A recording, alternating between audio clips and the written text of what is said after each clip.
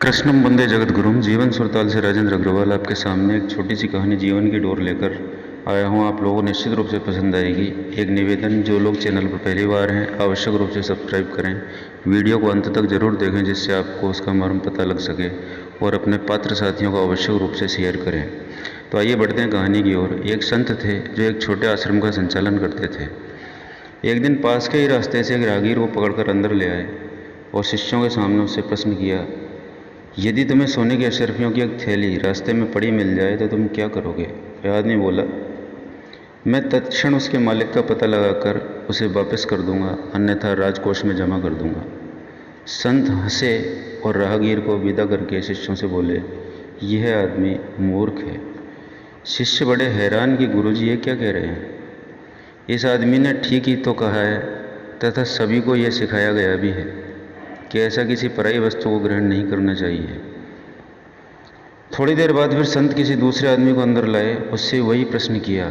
उस दूसरे रागी ने उत्तर दिया, क्या मुझे निरामूर्ख समझ रखा है जो स्वर्ण मुद्राओं को वापस लौटाने के लिए उसके मालिक को कोसता रहूं? तुमने मुझे समझा क्या है? वह रागीर ये कहकर चला गया। जब वह चला गया तो संत ने कहा, यह व्यक्ति शैतान है।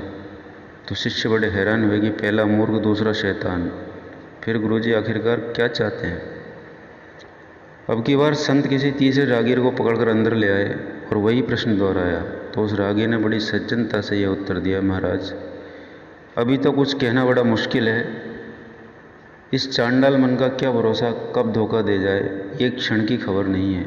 यदि परमात्मा की खबर रही, परमात्मा की कृपा रही और सद्बुद्धि बनी रही तो लौटा दूंगा। संत बोले, यह आदमी ही सच्चा है। इसने अपनी डोर परमात्मा को सौंप रखी है। ऐसे व्यक्तियों द्वारा कभी भी गलत निर्णय नहीं होता। ज्येष्ठ पांडव सूर्यपुत्र कर्ण तो कर्म धर्म का ज्ञाता था।